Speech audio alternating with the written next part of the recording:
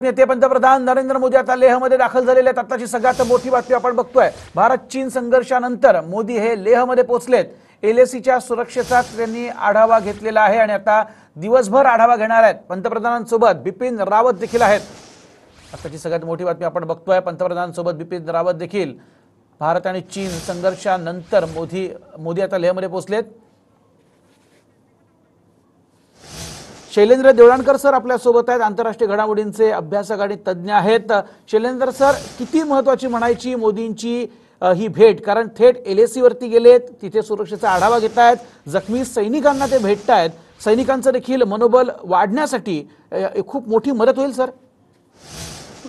ही नक्कीच अत्यंत मोठी अशा स्वरूपाची घडामोड आहे। कारण जेव्हा एखाद्या देशाचा जो राजकीय प्रमुख आहे तो ज्या वेळेला एलएसी वरती जातो आणि अशा परिस्थितीमध्ये की ज्या वेळेला भारत व चीन मध्ये युद्धजन्य परिस्थिती आहे, चर्चेमधनं मार्ग निघण्याचे जो सगळे पॉसिबिलिटी शक्यता आहेत त्या बऱ्यापैकी थांबलेल्या आहेत आणि दोन्ही देशांनी सीमेवरती मोठ्या प्रमाणावरती सैन्याची कुमक वाढवलेली आहे।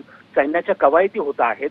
भारताकडनं तर आपण अगदी अँटी बॅलिस्टिक मिसाईल सिस्टम पासनं, एअर डिफेन्स मिसाईल सिस्टम पासनं, आपले रणगाडे असतील, T-90 टँक्स असतील, त्या सगळ्यांची मोठी तयारी झालेली असताना आपल्या सैन्याचं मनधैर्य वाढवण्याच्या दृष्टिकोनातनं ज्या वेळेला स्वतः पंतप्रधान तिथे पोहोचतात तेव्हा ही निश्चितपणे अत्यंत महत्त्वाची बाब मानली जाते।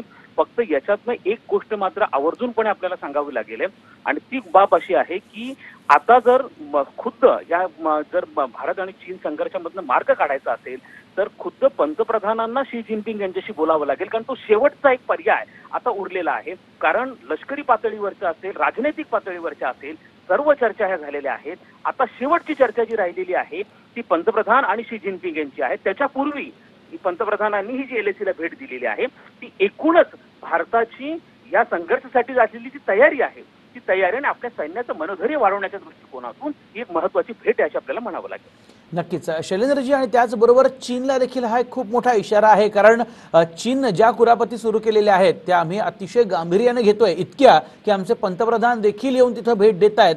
हे खूप महत्त्वाचं आहे। हे नक्कीच आहे, कारण आपण चीनला अनेक दृष्टिकोनातून घेरण्याचा प्रयत्न करतो आहे आणि चीनला याची कल्पना आहे। कारण ज्या पद्धतीने चीनने 15 जूनचा गलवानचा अत्यंत भ्याड अशा स्वरूपाचा हल्ला केला होता आणि त्यानंतर आपण असं पाहतो की आंतरराष्ट्रीय पातळीवरती देखील चीन हा आयसोलेट होताना दिसतो आहे। भारताला समर्थन हे आंतरराष्ट्रीय समुदायाचं वाढतं आहे।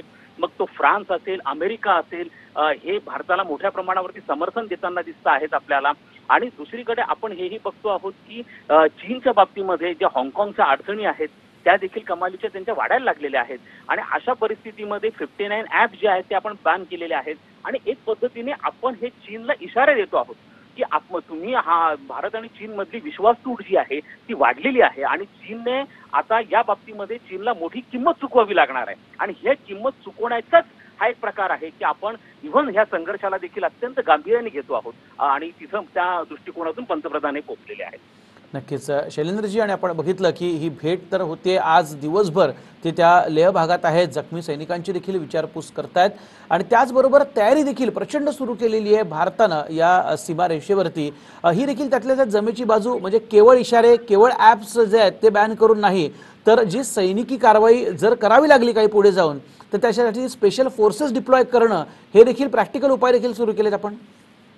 हो, अगदी नक्की आहे। याचं कारण असं आहे की आपण म्हणजे इव्हन जो आता पेंगॉंग सोचं जे तळ आहे किंवा तलाव ज्याला आपण म्हणतो, साधारणतः 134 किलोमीटर हा त्याचा एवढा मोठा जो सगळा परिसर आहे, तिबेट पासून भारतापर्यंत जे पोहोचलेलं त्याचा 2/3 पार्ट हा आता त्याच्यावरती चीनचं पूर्णपणे वर्चस्व आहे।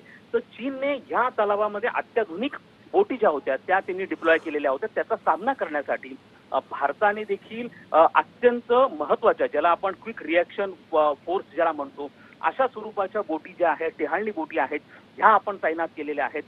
त्याचप्रमाणे आपल्या हौसर तोफा असतील, T-90 रणगाडे असतील, त्याचप्रमाणे आकाश नावाचं जे सरफेस टू एअर मिसाईल आहे ते आपण तिथे तैनात केलेलं आहे आणि आपण आता चीनला हे सांगतोय की आम्ही कोणत्याही पद्धतीने चीनच्या ह्या प्रपोगंडा मशिनरीला घाबरणार नाही आणि आपण चीनची 2 हात करण्यासाठी पूर्णपणे तयार आहोत आणि सर्वात महत्त्वाचं म्हणजे पर्वतीय क्षेत्रामध्ये युद्ध करण्यासाठी, संघर्ष करण्यासाठी आपली जी माउंटेनरिंग फोर्स आहे, हाय अल्टिट्यूड माउंटेनरिंग फोर्स आहे, ती देखील आपण तिथे तैनात केलेली आहे. आणि चीनला हे कळून चुकलेलं आहे की हा संघर्ष जर वाढला तर तो चीनला मागा जाऊ शकतो. आता अशाही प्रकारच्या बातम्या येत आहेत की चीनच्या सैन्यांमध्ये देखील थोडासा असंतोष आहे, थोडासा राग आहे. कारण आपल्याकडे जेव्हा गलवानच्या वेळेला आपले जे हुतात्मे किंवा आपले जे जवान शहीद झाले होते त्यांना आपण ज्याला म्हणतो की हिरोचं फेअरवेल आपण त्यांना दिला, सगळा भारत त्यांच्या श्रद्धांजलीमध्ये समाविष्ट झाला. परंतु चीनने नावं सुद्धा घोषित केली नाहीत की त्या संघर्षामध्ये किती लोक गेले, त्यांची नावं काय होती. त्यामुळे तिथले माजी सैनिक देखील आता चीनचे नाराज व्हायला लागलेले आहेत आणि सैन्यांमध्ये देखील असंतोष आहे. आणि ज्या पद्धतीने आपण 15 जूनला प्रतिकार केला चीनचा, त्यावेळेला एक पद्धतीची थोडस असुरक्षितता म्हणा ही चीनमध्ये दिसून येते आहे. चीन याला जाणीवपूर्वक डिले करण्याचा प्रयत्न करतोय, परंतु भारताच्या ह्या सगळ्या तयारीमुळे चीन युद्धाची हिंमत करेल असं मला वाटत नाही. नक्कीच शैलेंद्रजी, एक महत्त्वाचा प्रश्न की या सगळ्यात पंतप्रधान मोदी हे तिथं LAC वरती जातात किंवा लेहला भेट देतात, अतिशय उत्कृष्ट अशी गुप्तता पाळण्यात आलेली होती. कारण अगोदर संरक्षण मंत्री जाणार अशा 2 दिवस बातम्या ज्या आहेत त्या दिल्या गेल्या आणि त्यानंतर अचानक आपण बघतोय स्वतः पंतप्रधान मोदी पोहोचलेले आहेत. ही गुप्तता देखील अत्यंत महत्त्वाची होती.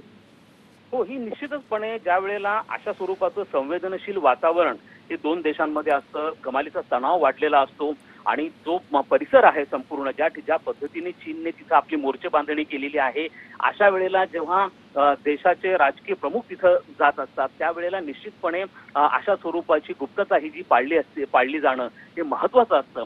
आणि त्या दृष्टिकोनातून हे सगळं केलं गेलेलं आहे. मला असं वाटतंय की भारत आणि चीनच्या संघर्षाच्या दृष्टिकोनातून जर आपण विचार केला तर पहिल्यांदा असं घडलं आहे की LAC वरती अशा संघर्षाच्या प्रसंगामध्ये आपले पंतप्रधान जात आहेत. मला असं आठवत नाही की यापूर्वी कधी असा प्रकार हा घडलेला आहे म्हणून. त्यामुळे हा एकूणच भारत व चीन संघर्षाची जे गांभीर्य आहे हे याच्यातनं व्यक्त होतच, परंतु याच्यामधनं आपल्या संपूर्ण, जसं मी यापूर्वी पण म्हणालो की आपल्या संपूर्ण सैन्याचं मनधैर्य वाढवण्यासाठी एक अत्यंत महत्वाचं पाऊल आहे असं मला म्हणावं लागेल.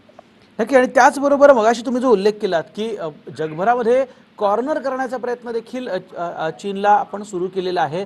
अनेक पातळींवरती हा प्रयत्न यशस्वी होतोय. कारण एकीकडे आपण बघितलं अमेरिका आपल्या सोबत आहे, ऑस्ट्रेलियानं मनसुबे काही उधळून लावलेले आहेत चीनचे, रशियाबरोबर जे बोलणं सध्या सुरू आहे म्हणजे पुतीन आणि मोदी यांच्यामध्ये जी चर्चा झाली हे देखील खूप महत्त्वाचं आहे. त्यामुळे कॉर्नर होतोय चीन संपूर्ण. हे बघा, हे अगदी खरं आहे, कारण चीनला याची कल्पना नव्हती. जो प्रकार दुसऱ्या महायुद्धाच्या काळामध्ये ॲडॉल्फ हिटलर जर्मनीच्या यांनी केला होता, त्यांनी अनेक देशांच्या विरुद्ध फ्रंट्स उघडलेल्या होत्या आणि मग त्याला जशा पद्धतीने हिटलरचे हाल झाले, हाच प्रकार शी जिनपिंग हे करता आहेत. आणि शी जिनपिंगनी ज्या पद्धतीने मग तैवान, हाँगकाँग, मलेशिया, इंडोनेशिया, व्हिएतनाम, जपान आणि भारत यांच्या विरुद्ध एकाच वेळेला ज्या पद्धतीच्या फ्रंट्स ओपन केलेल्या आहेत, त्यामुळे आता मात्र शी जिनपिंग यांच्या अडचणी ह्या कमालीच्या वाढायला लागलेल्या असं दिसतंय. कारण त्यांना याची कल्पना नव्हती की अमेरिका अत्यंत उघडपणे चीनच्या विरोधामध्ये येईल. अमेरिकेने तर अगदी युरोपमधले त्यांचे सैन्य कमी करून ते आता आशियामध्ये आणण्याचं संकेत दिलेले आहेत. ऑस्ट्रेलियाने देखील हा संकेत दिला आहे. जे क्वाड नावाचा जो गट आहे ज्याच्यामध्ये भारत, ऑस्ट्रेलिया, जपान आणि अमेरिका हे त्याचे सदस्य देश आहेत, तर यांनी देखील आपल्या ऍक्टिव्हिटीज ज्या आहेत या ऍक्टिव्हिटीज आपल्या मोठ्या प्रमाणावरती वाढवलेल्या आहेत. दुसरं महत्वाचं म्हणजे आपण असं पाहतो की भारत ज्या पद्धतीने आता युनायटेड नेशनच्या सिक्युरिटी काउन्सिलचा एक ज्याला आपण नॉन परमनंट मेंबर हा झालेला आहे, G7चा सदस्य बनण्यासाठी भारताला आमंत्रित केलं गेलेलं आहे. ह्या ज्या घडामोडी आहेत त्या फार महत्वाच्या आहेत. आणि सगळ्यात महत्वाचं म्हणजे आपण जे 59 ऍप्स जे बॅन केले त्याला अमेरिकेने उघडपणे सपोर्ट केलेला आहे. आणि त्यानंतर चीनच्या कंपन्यांना, मग ती हुवाई कंपनी असेल, त्याला नॅशनल सिक्युरिटी थ्रेट म्हणजे संपूर्ण राष्ट्राची सुरक्षा समस्या अशा पद्धतीने अमेरिकेने त्याला घोषित केल्यामुळे निश्चितपणे आपण असं पाहतो की चीन हा हादरलेला आहे. आणि चीनला जसा ज्या पद्धतीने आपण पाकिस्तानला बालाकोट नंतर कॉर्नर केलेलं होतं तसाच काहीचा प्रकार हा चीनच्या बाबतीमध्ये घडतोय. आणि चीनला याची कल्पना देखील नव्हती. आणि ज्या पद्धतीने आता गोष्टी घडतायत त्यामुळे अंतर्गत पातळीवर देखील शी जिनपिंग यांच्या अडचणी वाढतील असं मला वाटतं. जी सर, शैलेंद्र सर खूप धन्यवाद या उत्कृष्ट अशा विश्लेषणासाठी आणि यातले सगळे पैलू आणि खास खळगे तुम्ही समजावून सांगितलेले आहेत. खूप धन्यवाद. पंतप्रधानांचा हा दौरा अतिशय महत्त्वाचा मानला जातोय आणि अर्थात चीन त्यामुळे आणखीन बिथरेल हे काही वेगळं सांगायला नको. छोटासा ब्रेक घेतो, लगेच परततोय.